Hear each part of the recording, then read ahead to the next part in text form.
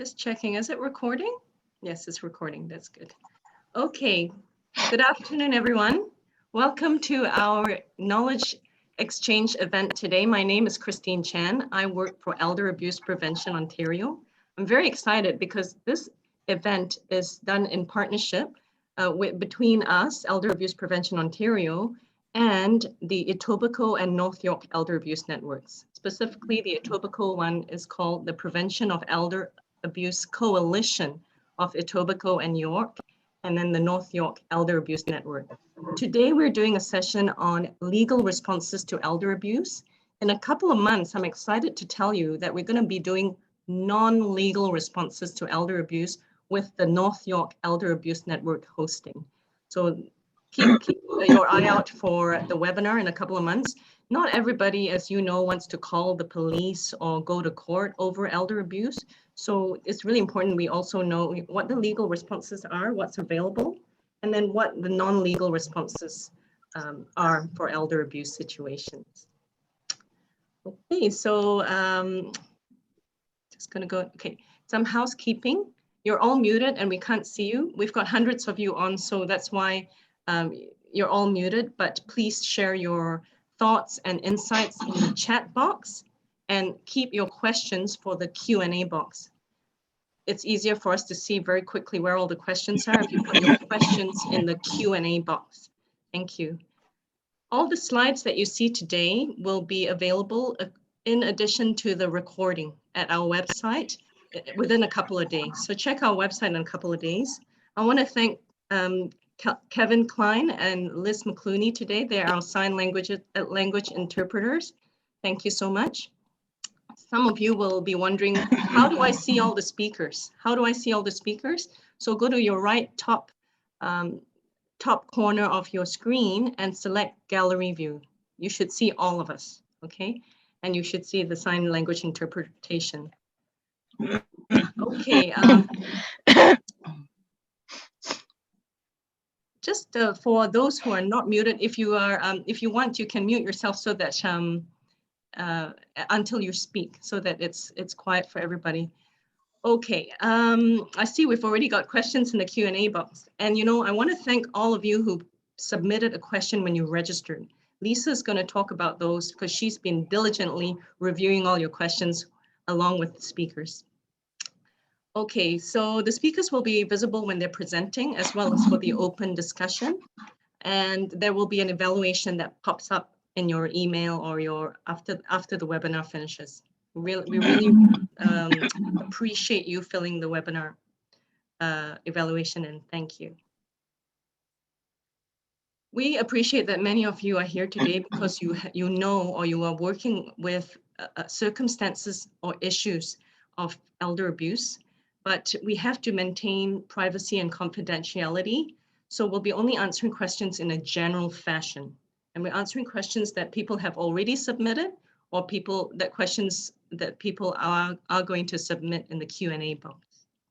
If you want to speak to somebody about the circumstances, I invite you to contact myself or other EAPO consultants after this webinar, and we can have a chat with you to brainstorm, you know, the situation that you're dealing with. Thank you. I want to acknowledge that the lands that we are living and working on are lands that are homes that are home to traditional peoples, the Indigenous peoples of Canada. And we have a new understanding in how we interact and engage with the land and its people. And at EAPO, we always endeavor to honor them by strengthening our relationships and responsibilities towards them. While there is important work being done by many nations and allies to ensure the continued thriving of communities and knowledge systems, we recognize that our knowledge and our way of doing things may not be the priority, but we continue to work towards a safe, abuse-free Ontario for all seniors. So for those who don't know, Elder Abuse Prevention Ontario, we are a non-profit organization funded by the Ministry for Seniors and Accessibility. Our mission is very simple but profound. We want an Ontario where all seniors live free from abuse, have a strong voice, they feel safe and they feel respected. We do this mainly through public education and training service providers, but we do other things as well. Those are the two main things that we do. So webinar flow, we've got 3 speakers today, and they will take 10 minutes each, so that's 30 minutes. And then we'll open up for a 1-hour open discussion. And now to the best part, I'm just so excited to introduce to you Lisa Tobio. Lisa is the Executive Director of York Fairbanks Center for Seniors, and she's also chair of the Etobicoke Network. So that network is called Prevention of Elder Abuse Coalition in Etobicoke and York. Lisa is very exciting to introduce because she's one of these, I call her like a best kept secret. If you Google Lisa, you won't find much about her on the internet because, to be honest, she's too busy doing good deeds in the community to be publicizing herself on the internet. So when I asked her for a bio, she submitted one and then she said, "Is that okay?" Of course it's okay. Wait till you hear it. She's worked within the community services sector and older adult community for more than 36 years. Lisa has been with York Fairbanks Center for Seniors for 30 plus years. And during those years, she has been co-chair and chair of Peace Network. She's worked with city staff on recommendations for the Toronto Senior Strategy and age-friendly communities. Lisa wholeheartedly promotes their visions to free older adults and seniors of all levels of abuse by working collaboratively with community partners, government officials, and the private sector. Her years of passion, dedication, and community engagement for this indigent, vulnerable community was awarded in 2012 when she got the Queen Elizabeth II Diamond Jubilee Medal. I didn't know this, and she kept it as a secret, I'm telling you. She continues to advocate for age-friendly communities for older adults and seniors in living superior lifestyles, free of abuse, free of exploitation, and free of neglect. What a wonderful personal mission. Lisa, take it away and thank you. Thank you, Christine. I don't know about doing a Google search on me. Don't do that. You won't find anything. But as everybody, I'm sure that's on this call, you do it as a sign of passion and a sign of compassion for the people that we work for. So I want to thank Christine and Elder Abuse Ontario for these informative webinars and having the insight to engage presenters as well as speakers with the expertise that we have with us today. So Christine asked me, how did you end up getting involved with elder abuse? And it happened just 10 days into when I started as a coordinator and then was promoted to executive director.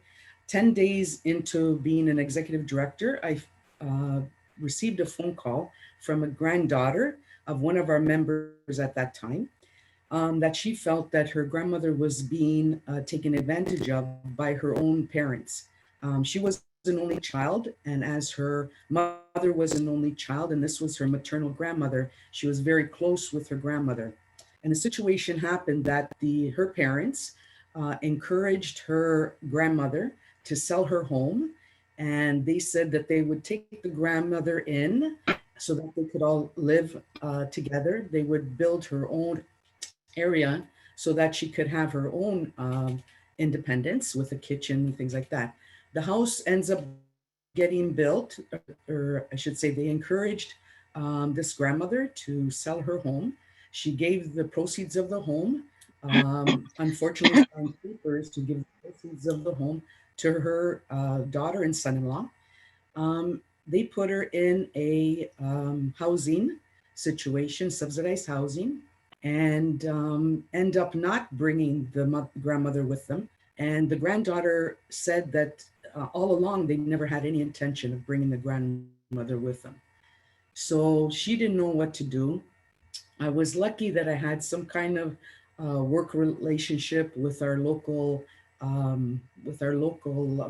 police department. Because there were no laws in place and this grandmother had signed documentation, we had to go to civil court, which the grandmother really didn't want to do. Because of her Italian heritage, she felt that it was embarrassing for her, embarrassing for the family. She was finally, let's say, coaxed by the granddaughter to do this. In the end, I was in court with her for support and for interpretation. And in the end, we were very lucky because we had a sympathetic judge, and the lawyer that was there witnessing the documents being signed did in court say that he thought there was something that the grandmother wasn't clear on exactly what she was doing at the time. So although the grandmother didn't get all the proceeds from the home, she received 65% of the proceeds from the home. So she was able to build at least some kind of, um, she was able to purchase her own home with her daughter and son-in-law, but at least in her uh, older age, she was 72 at the time, she lived till 93, and she was able to see the granddaughter graduate from university as a nurse, and able to see her granddaughter get married. So I thought that was very, and I still get emotional over it. And so that's why I get involved. And I think that's why we're all compassionate about what we do in the community. So I thank you for that. I just wanted to mention a little bit about the question and answer period. We received over 100 questions, which is incredible. And for the question and answer period, unfortunately, we felt we needed to also address some questions that would be posed today. So there's about 20 questions that are going to be asked of the speakers during question and answer period to start. Some will be to each speaker. Some, about 5 questions, will be across the panel. So each of the panelists are able to answer those questions, and then we will open it up to the floor. So I'm very happy to introduce you to our first speaker, which is Sandy Parker. And Sandy Parker is currently a team leader of investigations with the Office of the Public Guardian and Trustee. Prior to her team leader position, Sandy was an investigator with the OPGT for 8 years, where she conducted many intensive and complex investigations in order to help protect incapable citizens of Ontario who were suffering or at risk of suffering serious harm. She has considerable experience conducting complex investigations and assisting individuals navigate less intrusive resolutions. She also brings her knowledge and experience from her time with the OPGT's Property Guardianship Services and her previous policy work at the Ministry of Health and Long-Term Care and the Ministry of Child and Youth Services. Thank you, Sandy, and take it away. Hi, everybody. Thank you for that. So I'm going to try to do this in 10 minutes. And so I might skip over a little bit, but basically starting on slide number 2, the role of the PGT. So our office covers the entire province. We have approximately 20 investigators spread throughout. And we have offices in Hamilton, London, Ottawa, Sudbury, and of course, Toronto, with the bulk of the investigators in Toronto. And the investigators screen allegations in all the regions. So you could have a Toronto investigator who may screen one in Ottawa and vice versa. And we receive approximately 3,000 allegations every year. In 2020, out of those 3,000 allegations, 396 were assigned to investigators for further screening, and 161 of those turned into guardianship investigations. So the next slide. So anyone can contact our investigations unit. We get calls and emails from neighbors of people who are concerned, or social workers or doctors, you name it. Anybody can contact us, and we can investigate allegations regarding both personal care and property. For personal care, it's for people over the age of 16, and for property, for people over the age of 18. And most people make the allegations by calling the investigations main line, but we also receive allegations from email, fax, snail mail. And basically, when you call us, anybody who calls us or contacts us, they should be able to tell us what information that they have that leads them to believe that the person they are calling about is incapable, and why they're at risk of serious adverse effects as a result of that incapacity. Next slide. So the definition of incapacity that we refer to is found in the Substitute Decisions Act. And basically, we call it the SDA. Basically, the SDA defines incapacity as not being able to understand information that is relevant to making a decision, or not being able to appreciate the foreseeable consequences of a decision or a lack of decision. So, incapacity is not necessarily global. So someone can be incapable of managing both property and personal care, or one and not the other. Someone can be incapable of managing property, but capable of granting a power of attorney. Someone can be capable of managing a modest income, but maybe not capable of managing more complex financial matters. Someone could be capable of making some treatment decisions under the Healthcare Consent Act and incapable of others. The appreciation piece is often much harder to determine, and in these cases, behavior may be the biggest indicator. So next slide. So this slide lists some of the indicators of incapacity, such as memory loss or changes in lifestyle choices, for example, sudden self-neglect. So if someone's making an allegation to the investigations unit, we realize that most people who contact us are not capacity assessors. We just want you to provide us with information that you have that would lead you to believe that someone is incapable. So of course, any information that you have from a professional source would be helpful. Perhaps you know the score of the person's latest mini mental or MOCA exam, or you know about Alzheimer's diagnosis. Basically, the more information you can give us, the better. The next slide, please. So we look at incapacity, but we also have to look at risk. And what might constitute risk for one person may not for another. So here are some examples of risk, like unusual or excessive spending, failure to pay bills with serious consequences, etc. Again, most people who are calling us, they're not going to have access to a person's bank records or health records. So just provide any information that you have that leads you to believe that the alleged incapable person is at risk. So maybe you notice that the person's hydro has been turned off, and that's never happened before. Maybe you've noticed that they've lost a significant amount of weight, and you suspect that they're no longer buying groceries. So when you're sending in an allegation to us, try to connect how that incapacity is contributing to the risk when you're making the allegation. Next slide. So, our office is supposed to be a last resort. So when you call and you speak to an investigator, they are likely going to suggest some things that you can try that they think may help mitigate the risk. So this could include making referrals to community agencies, maybe contacting a bank with your concerns. Maybe, you can arrange a capacity assessment. So they will tell you to try these things, and they will tell you, or they should be telling you, if these things don't work, please call us back. So please don't hesitate. If you get information from an investigator, you try all the things, nothing's working, the person's still incapable and at risk, call us back, please. So next slide.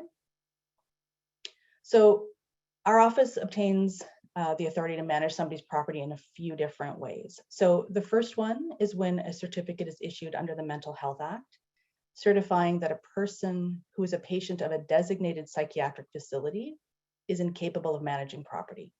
So the person must be admitted as a patient under the Mental Health Act for this type of assessment to take place. So, and before the patient is discharged, the doctor needs to reassess them again to determine if they've regained their capacity or if they may remain incapable. So if they remain incapable, then the doctor issues what's called a notice of continuance, and the PGT would continue our statutory guardianship. The second way occurs when a certified capacity assessor in the province of Ontario conducts an assessment under Section 16 of the SDA. So they will assess, they write a report, they submit their finding of incapacity to our intake department, where the report is reviewed, and if all is well, we become statutory guardian of property. So another way that we gain authority is when we apply to court for guardianship.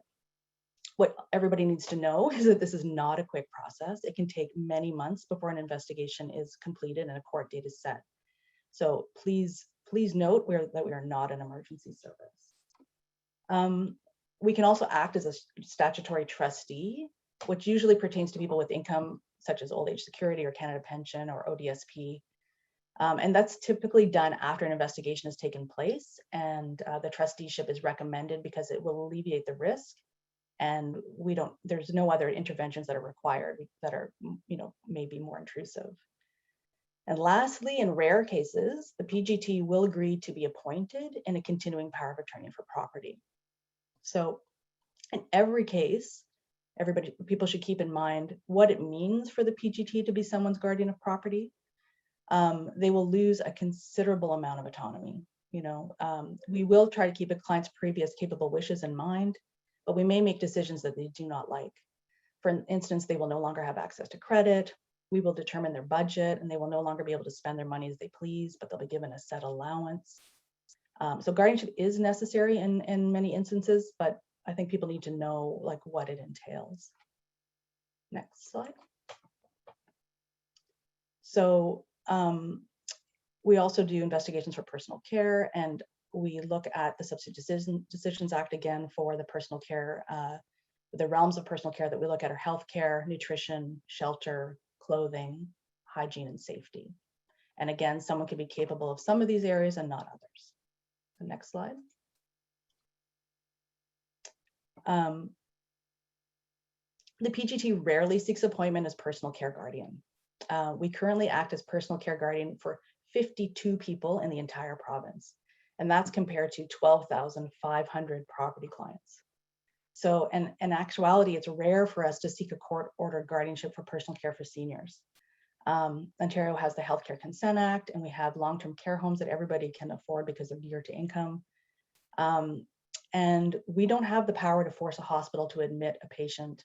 We do not have the power to force the local health integration networks to admit someone to long-term care.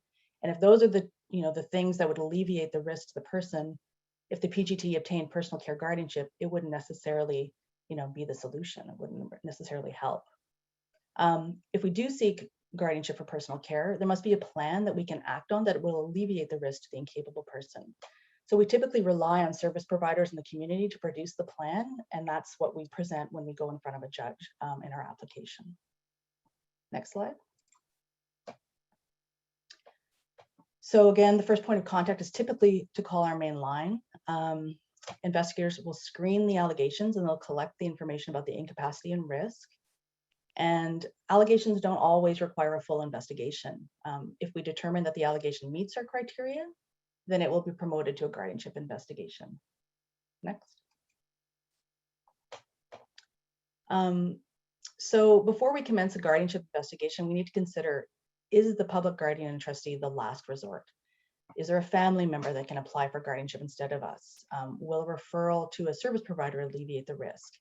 Is the person capable of appointing a power of attorney? And if so, do they have someone they trust to appoint? If the person requires the PGT to act as statutory guardian of property, can they request their own capacity assessment, or is there someone else in the community that can request it on their behalf? And basically, what could be accomplished with guardianship that could not be accomplished without it? Is there a decision that we can make as a guardian, and would guardianship be effective? For instance, we can't control somebody's behavior. One of our investigators had a case where the alleged incapable person was about to be evicted from his retirement home. There was evidence of incapacity and evidence of risk due to the eviction, pending eviction, but he had actually appointed family members as his power of attorney. But they were going to resign, hoping that we would act instead. And on the face of it, it looks like it meets our criteria. There's incapacity, there's risk. It would be typically something we would take on. But it turned out that the reason for the pending eviction was because he was smoking in the common areas and intimidating other residents. So, what could we do that the family couldn't with their power of attorney document? Nothing. So in that case, we didn't have a role. Next, so slide 13. So there's various outcomes when we start an investigation, and the next two slides provide some examples. So our investigations don't always result in guardianship. Sometimes after we've investigated, we find that we don't have enough evidence of incapacity or risk, and we don't end up making a court application. Maybe during our investigation, the person moves to a retirement home or is placed in a long-term care home, and they're no longer at risk.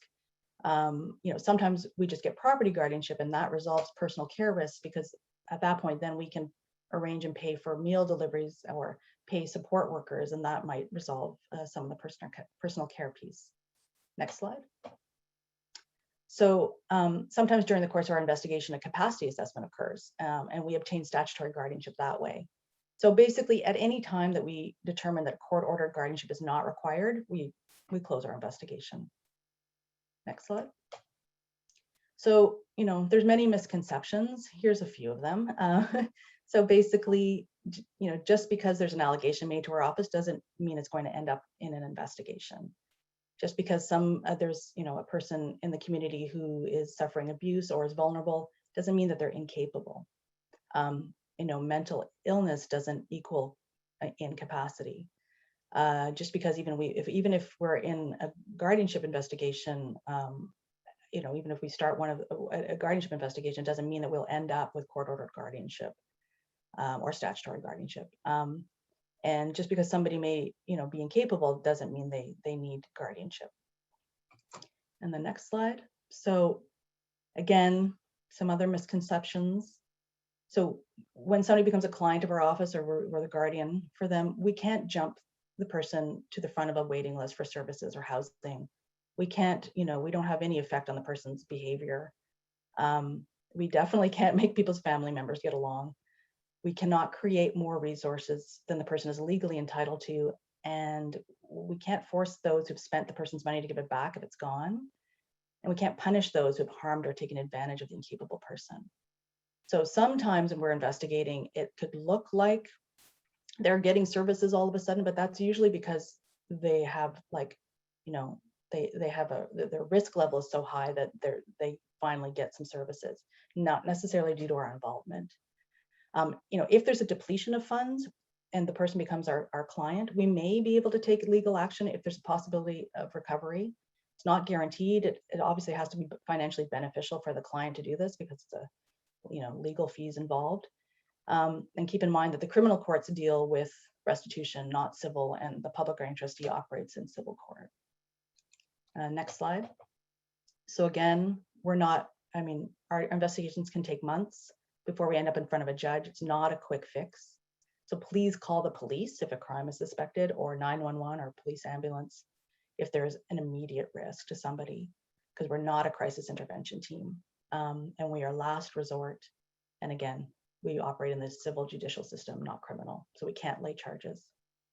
And the next few slides are just basically how to make an allegation to our office, and some helpful numbers, and links to to some websites and brochures. And that's it. Thank you so much, Sandy.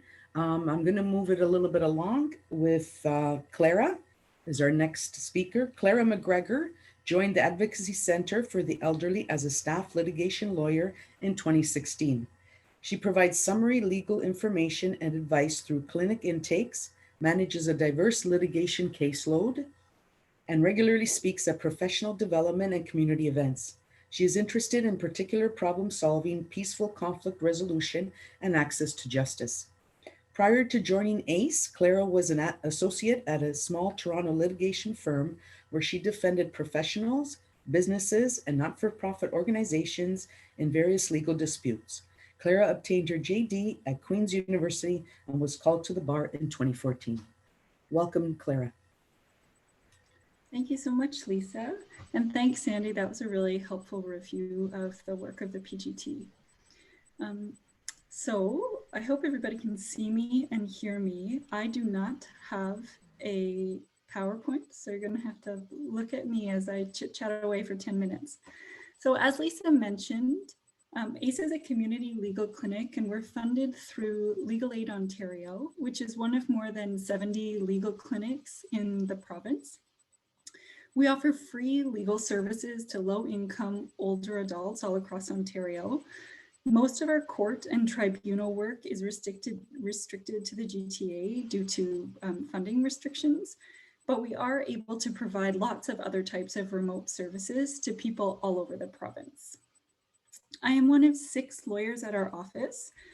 We have one lawyer who's our executive director, 3 of us are staff litigation lawyers, and there are 2 lawyers at our firm who focus on institutional advocacy, primarily assisting clients who are dealing with disputes around long-term care homes and hospitals.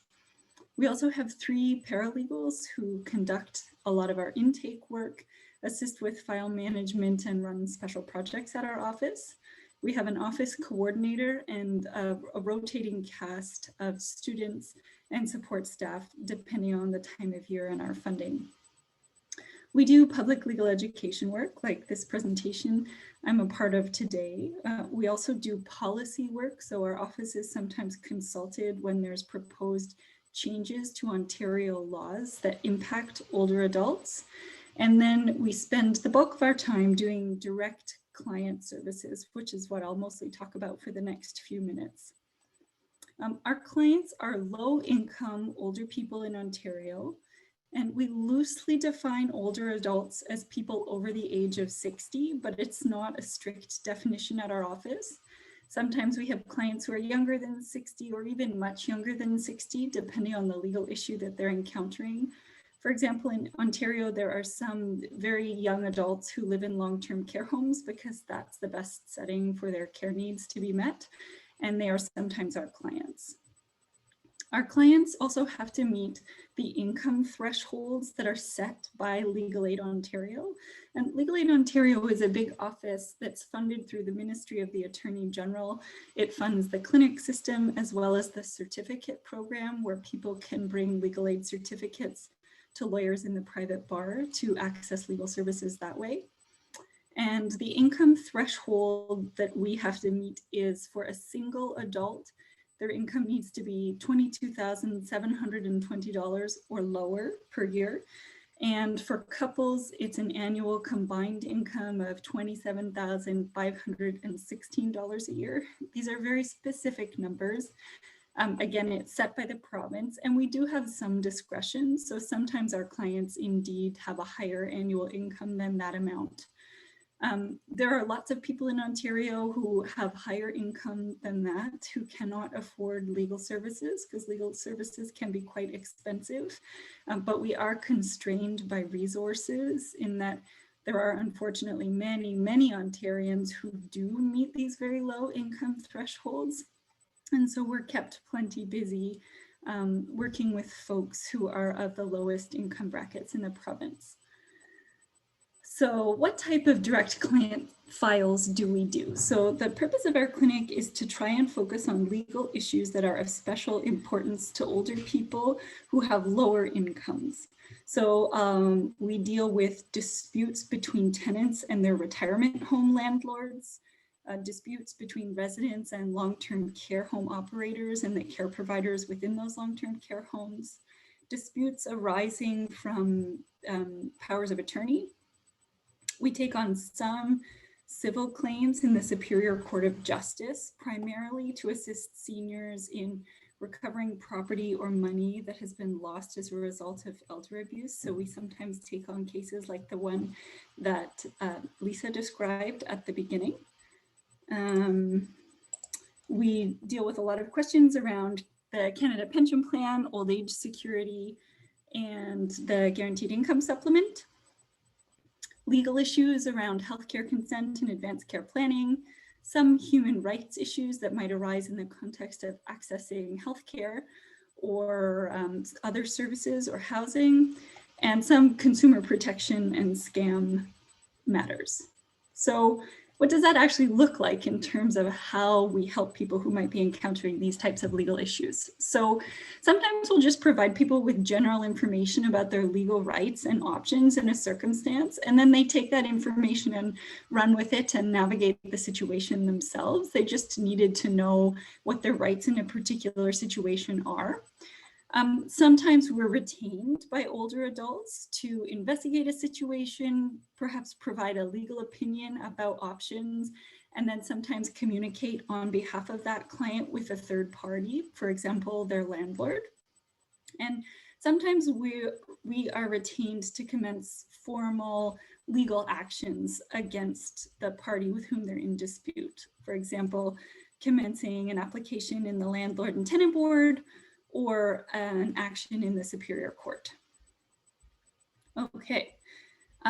This presentation is about what we do and what we don't do. So we get thousands and thousands of calls every year at our office. That's the primary way that people initially contact us. Although sometimes we hear from people by written correspondence, email, or regular mail. We can't offer representation to seniors who are not residents in Ontario. And I know today we have a big group from all over the place. So we are restricted to providing services to Ontario residents. We can't offer representation if people don't meet our income threshold. We can't offer representation if we have a conflict. For example, if we're already representing an adverse party in a dispute, if they contacted our office first and we are representing that conflicting individual. This is probably the biggest reason that we don't take on a file. We don't offer services if we don't hear from the senior directly. So I would say as often as not, the initial point of contact to our office is from either a service provider like a healthcare worker, a social worker, or a family member or friend of the senior. And one of the first questions that that person will be asked by our intake staff is, can the senior contact us directly? We need to hear from the older adult directly to determine what steps, if any, they would actually like to take. And in some cases, it will be necessary to assess the capacity of that senior to provide us with instructions, because as lawyers, we need to make sure we're getting capable instructions from our clients. We also can't offer representation in most cases where the older adult lacks the capacity to provide us with instructions. There are some exceptions to that, particularly in cases where we have represented an individual and they may lose capacity partway through. But typically, if the client lacks capacity, then we're not able to get instructions, and then we're not able to assess what they would actually like us to do for them, which puts us in a difficult position. And sometimes we simply can't take a case because we lack the resources to offer appropriate representation. So we're 6 lawyers serving the entire province, and as I'm sure you can appreciate, we get very busy. There are also some basic services that we don't offer. As much as it would be great to be able to offer these services, we don't write wills. All 6 of us would do nothing but write wills around the clock, I think, if this was a service that we did offer. And it's not something that we're able to do. Generally, we don't assist people in preparing or revoking powers of attorney. Although if we're assisting a client with other issues as well, sometimes we do it as a part of a bigger services that we're offering. But as a standalone service, we don't draft powers of attorney. We also don't provide advice to healthcare or other professionals about their professional obligations when it comes to situations of elder abuse or assisting older clients. And in those cases, we usually suggest that people start by either taking their practice questions to their employer or potentially their professional body, like if they're a member of a regulated health professional, or a regulated health profession, to go to their governing college and bring their question there. And we are not a reporting body for general concerns about elder abuse. So if somebody calls and says, I'm really worried about my neighbor, I think that they're suffering from elder abuse, that doesn't necessarily go anywhere from our office because we're not a reporting body. In that case, we would say, well, we would love to hear from your neighbor directly if they'd like to call us and get some legal advice. So what do we do when we're contacted by either someone other than the senior whose rights are at issue or someone who otherwise does not meet our eligibility criteria? We provide general information to a lot of people. So general information being pointing people to resources on the internet or perhaps mailing them information, booklets, that sort of thing. That would be different than specific advice. So specific advice would be, this is how the law works and we think you should do this in this particular situation. We wouldn't add that we think you should do part on, because then we would be giving our advice about how we think they could best navigate the situation. We can't do that if the person doesn't meet our eligibility criteria. We often assist, though, in arranging referrals to people who can't access our services for one of the reasons that I've set out. And there are some cases where we will assist substitute decision makers, like people who are holding powers of attorney, with a legal matter on behalf of the person who appointed them, if there's a very low risk of diverging interests. And where this most often comes up is helping substitute decision makers who are assisting their loved one in navigating an issue in long-term care or retirement homes, either issues around a possible human rights infringement or billing, for example. Okay. That's sort of the general overview of what we do, what we don't do. We love talking to seniors directly. We also offer our services in any language. We have access to language interpreters. And so if anybody is concerned about contacting our clinic and there being a language barrier, that's definitely something that we can accommodate. It can sometimes take a few days to get somebody arranged, but don't let that be a hesitation. And if anybody has any questions around other accessibility issues in terms of accessing our services, please let me know, because we definitely strive to reach as many people as we can in the most accessible ways possible. Looking forward to answering all these great questions afterwards. Thanks so much, everyone. Thank you, Clara. And you certainly didn't need a PowerPoint presentation. Excellent information. Thank you. Our next speaker, Constable Ian Dan, joined Peel Regional Police in 1998. He is currently the Elder Abuse Vulnerable Person Coordinator for Peel Regional Police and has been assigned to this role since November 2019. In his 22-year career as a police officer, Constable Dan has gained experience in the following roles: Uniform Patrol, Community Station Officer, Divisional Traffic Unit, Neighborhood Policing Unit, Criminal Investigation Unit, Street Crime Unit, and the Major Drugs and Vice Unit. Constable Dan's operational experience, coupled with his community engagement and crime prevention work, have enabled him to play a pivotal role in the development of various organizational policies and training programs designed to prevent and respond to elder abuse. Take it away, Dan, Ian. No problem. I'm just going to share my screen here for my presentation.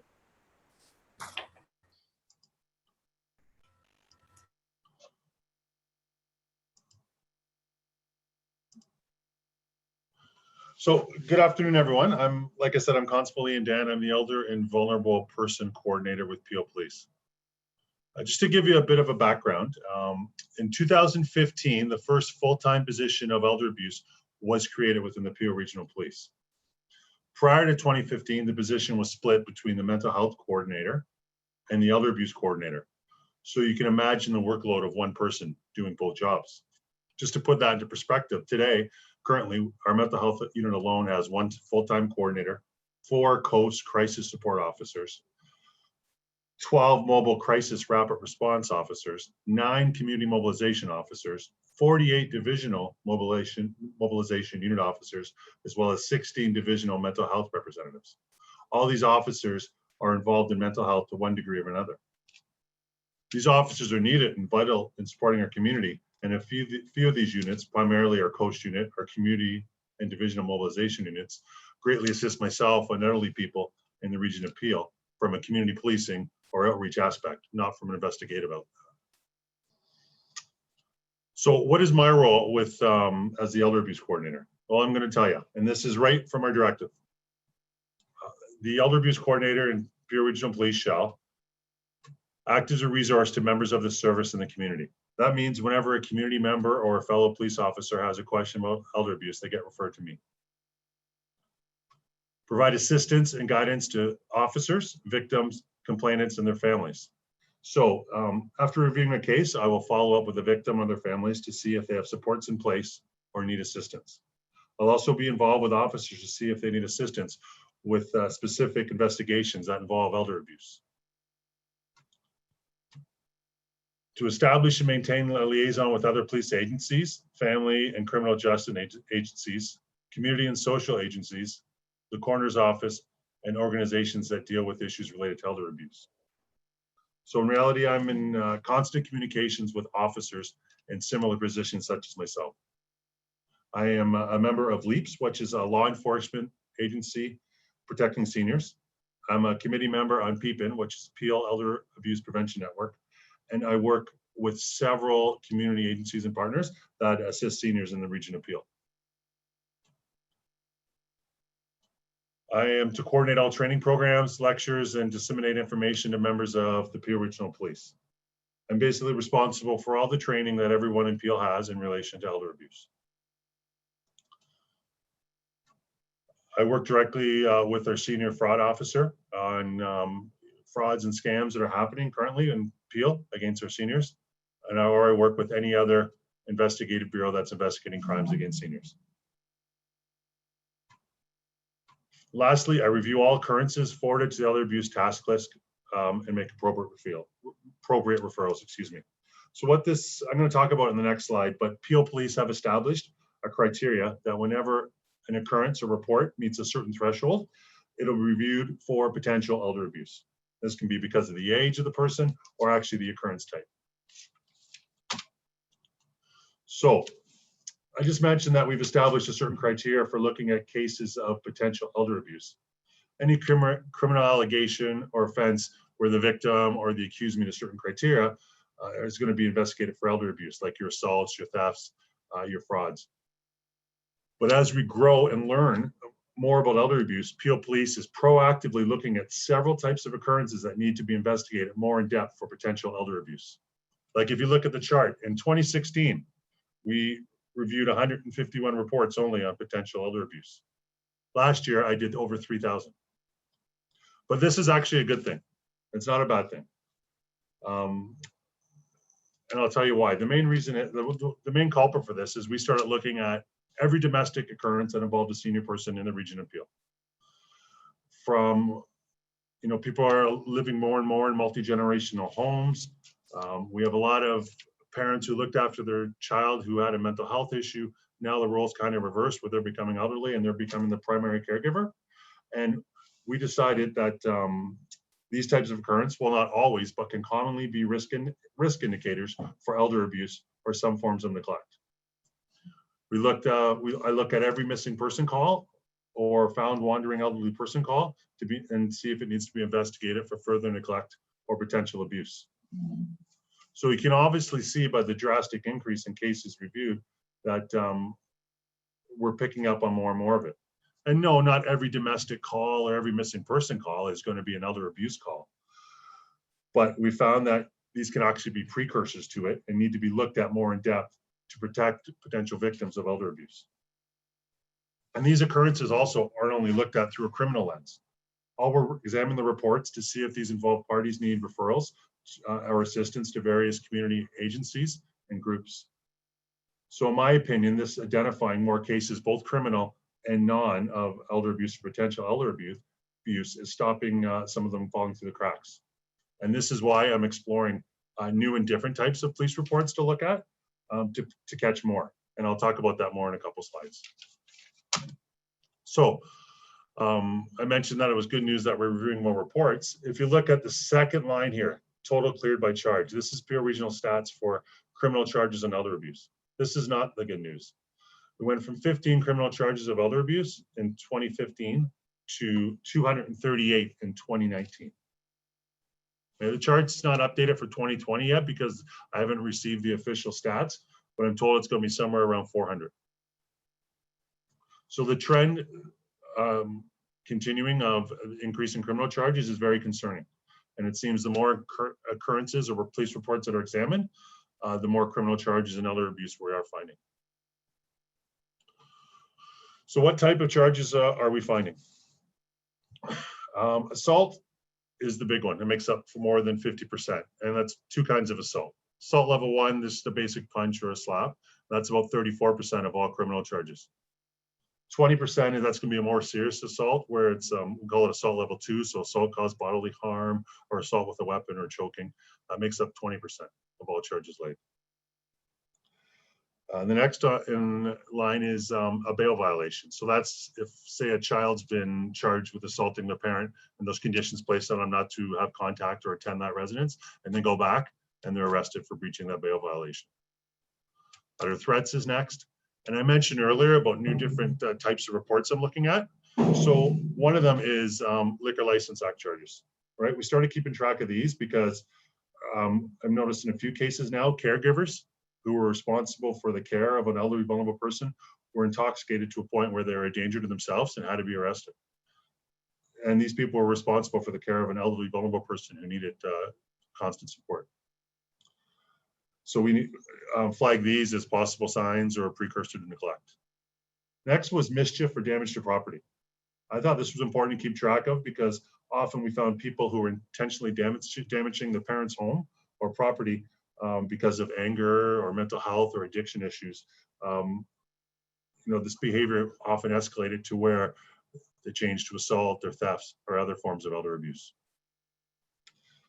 Next was other charges, made up about 6% of the cases, made about 4% of the cases, and that's your thefts, your sex assaults, and your frauds. So what are we doing to respond to the increase in elder abuse? First thing is training and education.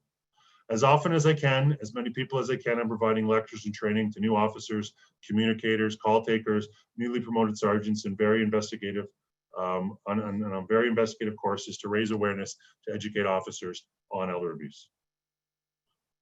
In 2019, the Peel Crown's Attorney's Office appointed an elder case crown. So we have a dedicated crown assigned who is trained to deal with cases of elder abuse when criminal charges are laid. In 2021, 48 officers and 4 supervisors were assigned to our new Divisional Mobilization Unit. Our Divisional Mobilization Unit, or DMU, are going to help reduce elder abuse by focusing on 3 things: social development, prevention, and risk intervention.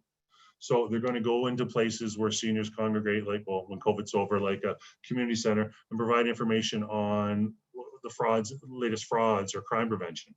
They're going to look for ways to reduce risk by referring people to community agencies and partners that need assistance.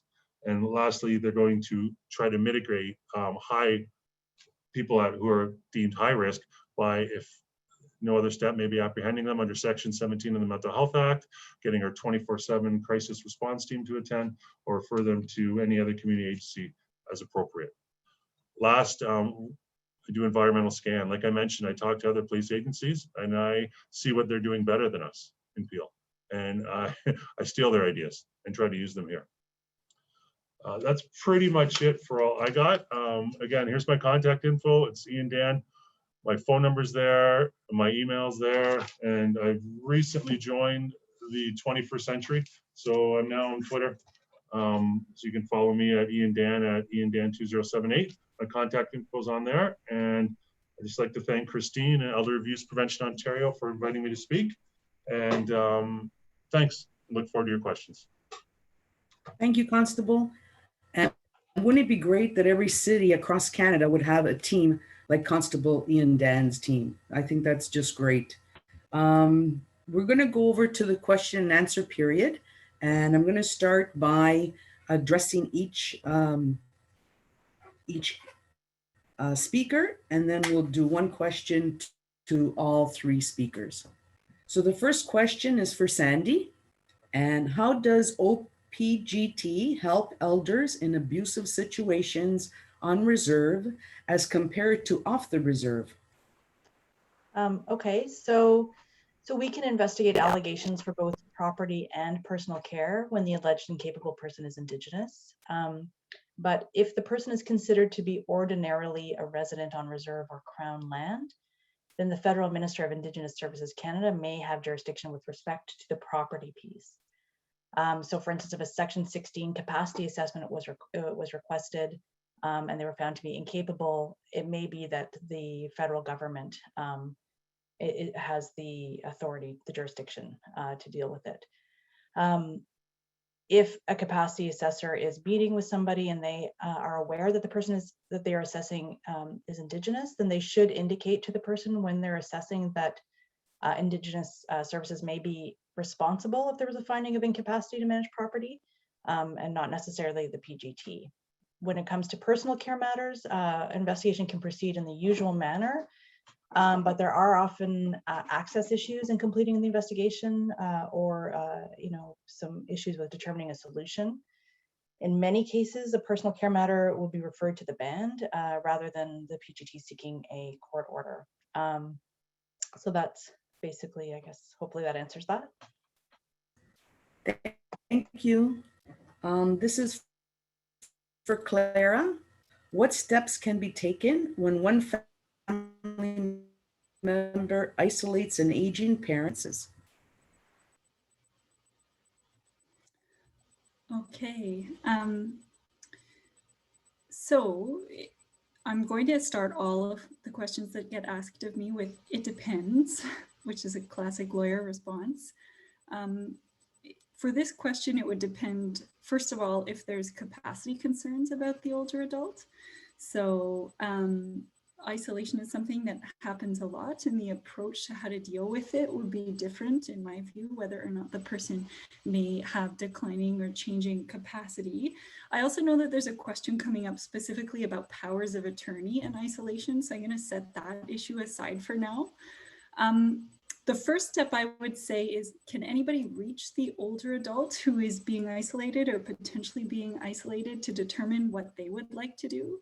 Because there are actually circumstances where individuals are very content with a more isolated arrangement. It's not necessarily a bad thing. If the person is capable and is happy with the way that they're living, there's not necessarily any intervention that would be appropriate in that case. If there are capacity concerns about this isolated older adult, one question would be, does the isolating family member hold power of attorney? Again, we'll address this in more detail a bit down the line. If the validity of the power of attorney is in question, it may be appropriate for the concerned friend or family member to bring an application to the court, either to have an assessment about whether the power of attorney document is valid and subsisting. There are also some situations where it would be appropriate for an individual to bring a guardianship application to the court, which is slow and expensive and not advisable in a lot of cases, but in more extreme cases, that might be a way to address the isolation issue. But really, is there anybody outside of the small unit, the isolated unit, that has a way of contacting either the senior or perhaps the person who is allegedly isolating them to see if a conversation can be had about what the older adult wants to do? Again, if there's concerns about capacity and there's a potential serious risk of harm, making a report to Sandy's office for a PGT investigation may be appropriate.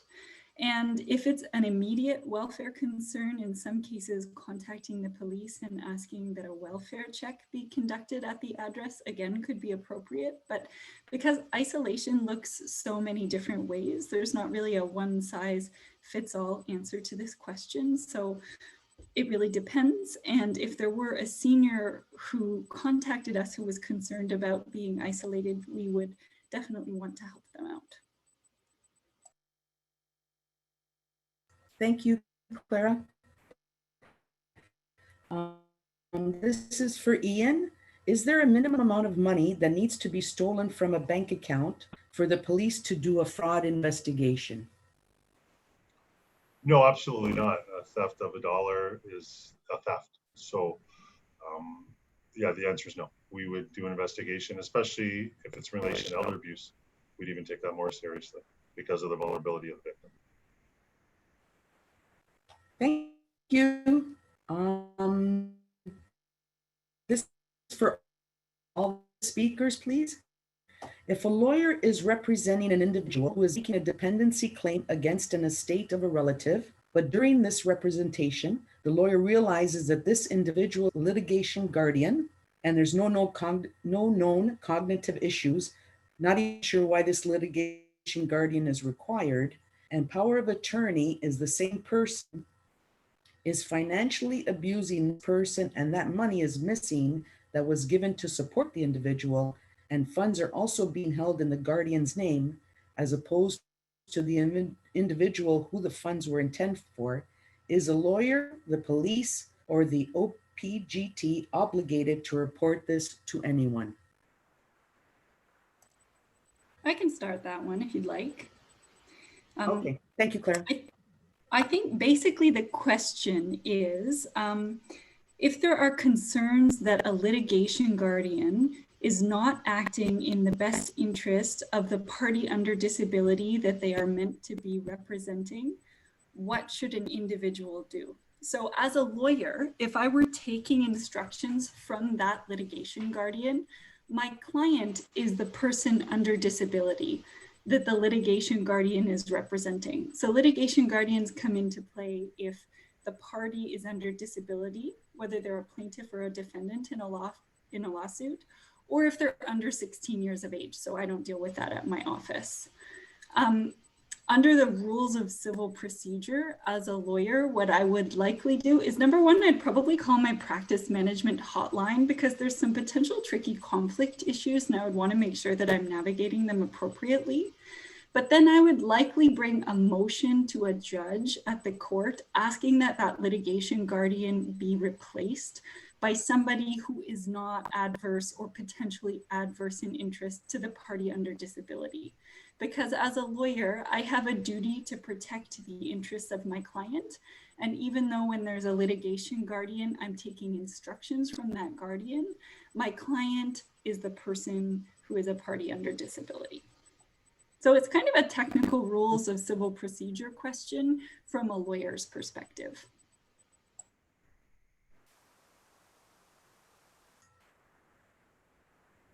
Constable, do you want to chime in, or Sandy? No, I think this is more in Claire's wheelhouse than a police question. Okay. Thing I might add with respect to the potential police involvement is if there's actually concerns that there have been thefts by the power of attorney, there's a possibility for a criminal charge because theft by power of attorney is an offense under the criminal code. So there may be room for police involvement if that were the case. Thank you. This is for Sandy. How do you go about revoking a power of attorney if there is suspected abuse? What steps can be taken once it's been revoked to appoint a new substitute decision maker? Okay, so, you know, I would suggest that that person speak with a lawyer to get some advice. So I can't provide an interpretation of the legislation, but I can tell you what it says. So basically, Section 8, subsection 2 of the Substitute Decisions Act states that a person is capable of revoking a continuing power of attorney if he or she is capable of giving one. So Section 8 of the SDA outlines basically the test of capacity to be able to appoint a power of attorney. And it states that, and you can look this up, you know, people can look this up themselves, but basically it states a person is capable of giving a continuing power of attorney if he or she knows what kind of property he or she has and its approximate value, is aware of obligations owed to his or her dependents, knows that the attorney will be able to do on the person's behalf anything in respect of property that the person could do if capable, except make a will, subject to the conditions and restrictions set out in the power of attorney, knows that the attorney must account for his or her dealings with the person's property, knows that he or she may, if capable, revoke the continuing power of attorney, appreciates that unless the attorney manages the property prudently, its value may decline, and appreciates the possibility that the attorney could misuse the authority given to him or her. So that's the test basically of being capable of, if you're capable of appointing a power of attorney, and it's the same test as revoking. It needs to be witnessed by two people, and again, there's sort of guidelines on who the witnesses can be. I'm sure Clara could probably speak to this stuff a little bit more as well. And basically, you know, what steps can be taken once it's been revoked to appoint a new substitute decision maker is it depends again on what the person wants. I mean, if they've revoked their power of attorney and they have someone that they would like to appoint, then they can do that. If they don't need or want a new power of attorney, they don't need to do that. So if they're capable, they can take whatever steps that they want to take after that. There's no real, you know, prescribed way that a person should do something. So.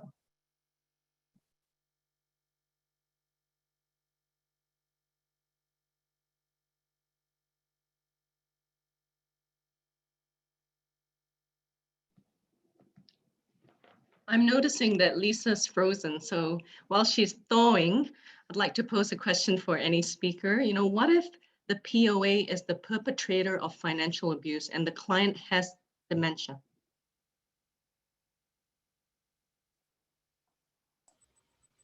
I can give that one a try. Clara, did you want to add to that? Yeah, sure. So if there's concerns that somebody who holds a power of attorney has, let's say, a continuing power of attorney for property, has financially abused the grantor, so the person who appointed them, there's different things that can happen in different situations. Again, so in this case, the person has dementia. Not everybody who has dementia lacks capacity either to instruct a lawyer or to make or revoke a new power of attorney. So if it's somebody who has earlier onset dementia and still has a lot of their regular daily function, they may be perfectly capable of revoking the power of attorney from the abusive person, perhaps preparing a new one if they have somebody else that they would like to appoint. And then giving instructions to a lawyer who may be able to take legal steps to try and recover any money or property that may have been taken from them by the abusive former attorney. If they are no longer capable of revoking the POA or preparing a new one, it can definitely get more complicated. There are still ways that the person may be able to bring a legal claim against that individual by way of a litigation guardian, hopefully not like in the last question we had where that litigation guardian was problematic. There may be somebody who wishes to apply to the court as a guardian on behalf of this individual, which would then bump the power of attorney or the person who holds power of attorney out of the way. So it depends on the capacity of the individual. It depends on the extent of the financial abuse, whether it's worthwhile trying to recover some of that money. Every situation is unique, but getting legal advice would be the really important first step, either by the individual directly or somebody who would like to help guide them through the process if they lack the capacity to seek the advice directly.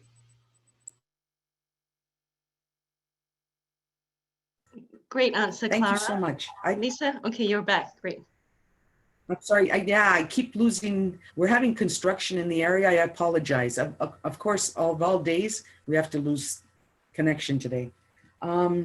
So for Clara, what legislation or policies are presently in place to deal with elder abuse, given that it is on the increase, especially during the pandemic? Okay, so one thing that we haven't really addressed today as a part of this presentation is what is elder abuse? And so elder abuse is generally a really broad category. Any kind of harm that is done to an older person, it's often perpetrated by somebody who has a close relationship, like a family member or a friend or care provider. So one of the things that's really tricky about elder abuse is it manifests itself in many, many different ways. It can involve physical abuse, financial abuse, emotional abuse, failure to provide the necessities of life. And because it's such a big category, I think it's really difficult to make any legislation that can really adequately address it. So there are portions of the criminal code that take into consideration elder abuse, like failure to provide the necessities of life or theft by power of attorney. Those aren't specifically about elders, but they're often applied in that context. There are some elements under both the Long-Term Care Homes Act and the Retirement Homes Act that require mandatory reporting if abuse is discovered in those settings. So if you're someone who works in a long-term care home and you discover that a resident of that home is being abused financially, physically, emotionally, then there's actually a positive obligation to report to the director of long-term care. But we don't have any comprehensive legislation. And as I said, I think it's because I'm not sure what legislation of that nature would look like, given all of the different ways that this problem can manifest itself. And practical problems like, what would the age cutoff be for legislation dealing with elder abuse. Like some people who are in their 50s really suffer and would consider themselves to be elders, and some people who are in their 50s wouldn't identify as an older person at all. How would we define abuse under such legislation? What would happen if there's potentially abusive situations occurring and the adult at issue is capable? It's a complicated issue, and I don't have a clear answer, but I think that complication is the very reason that it's not something that can be tidied up in a neat package of 1 or 2 laws. Thank you, Clara. This is for the whole panel. Is there a safe place where victims can live while waiting for the courts to deal with the abuse complaint or accusations?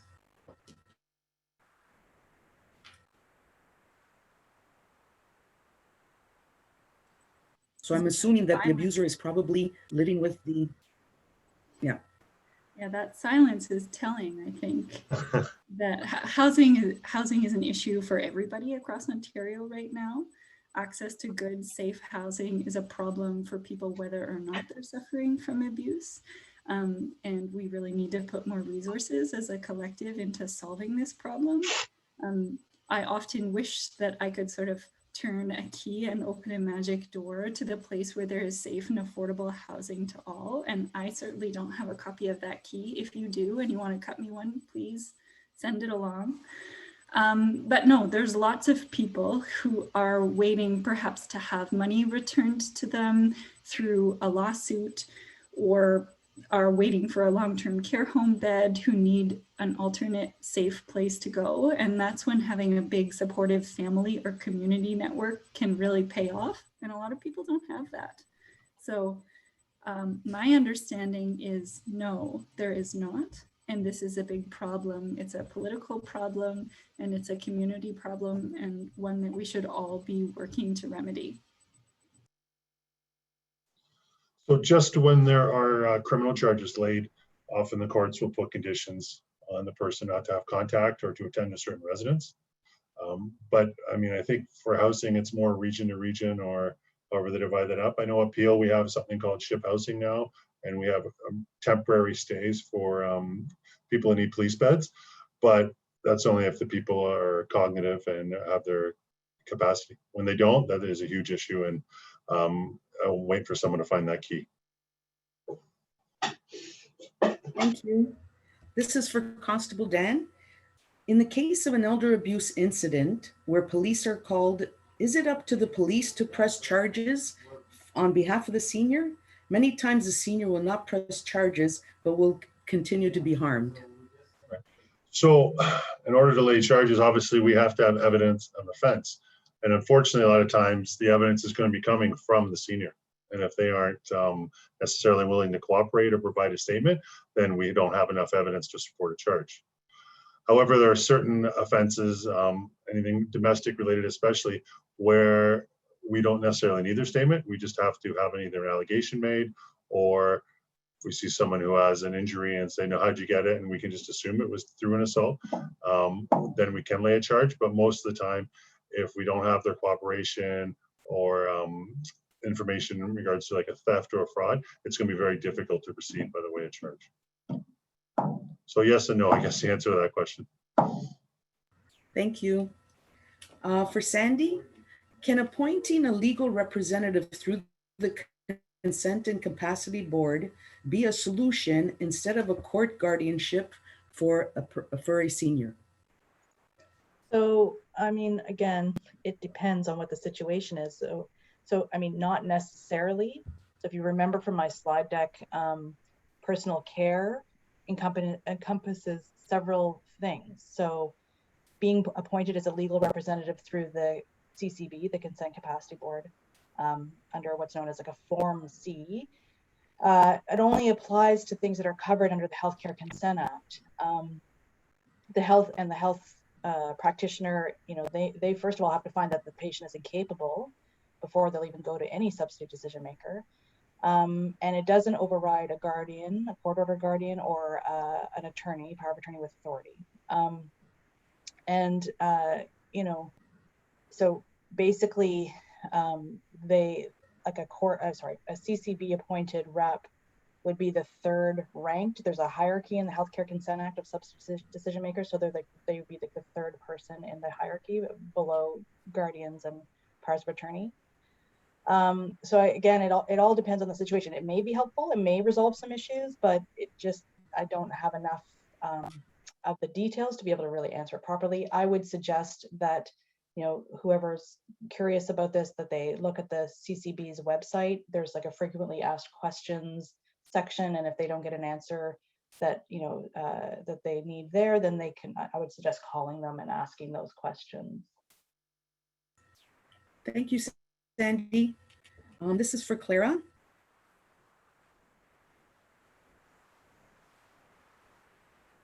What can be done to strengthen the banking code of conduct to assist with the prevention of financial abuse? Okay, so when I saw this question, I actually had to look up what the banking code of conduct is. It's not something that I was previously familiar with. I believe it's in reference to something that was created by the Canadian Bankers Association, and it's a voluntary code of conduct that different banking professionals or banking institutions can adopt. And I looked at it, there's a few different policies under that code of conduct, and a couple jumped to mind that relate to elder abuse issues. One specifically about serving older clients, and one about powers of attorney and joint accounts. So one of the issues here is that these materials looked interesting and definitely hit on a lot of the issues that can come up with older banking clients and financial abuse issues. Again, it's all voluntary. And I think that the main issue that would strengthen the banking profession generally would be just lots and lots of training to frontline banking professionals around serving older folks. So there's some accessibility needs that come up a lot.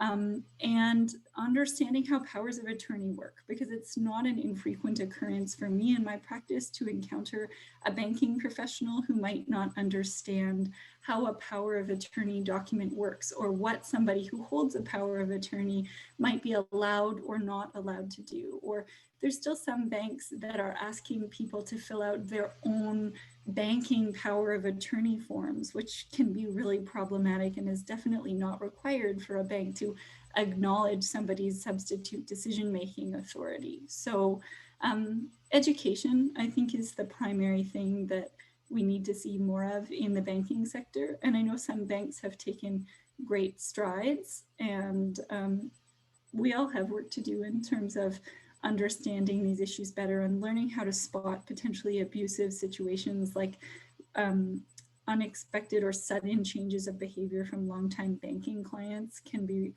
a red flag. And I'm not sure that all banks are attuned to those kinds of changes and the problems that they might be coming from. So I hope that answers the question. Again, I'm not familiar with the banking code of conduct. Thank you. This is for all three panelists. Have you ever been involved in a criminal investigation involving systemic abuse in a long-term care setting? I'm going to say no to that because it's not our purview at the PGT. So that'd be more like a Ministry of Health. So no to me. My colleague Jane Meadis, who's one of our institutional advocates, represented a group of long-term care home residents at the Wetlaufer inquiry. So that was an inquiry specifically, but it arose from the many criminal charges that Elizabeth Wetlaufer faced after her time working as a nurse in long-term care homes in southwestern Ontario. So that may be an example that answers the question.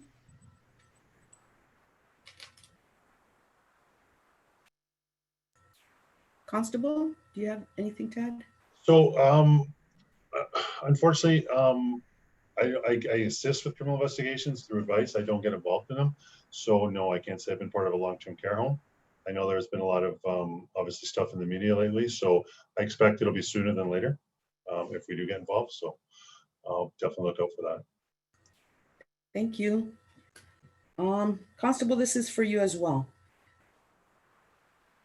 Do you feel the police department is provided sufficient training to deal appropriately with issues related to elder abuse?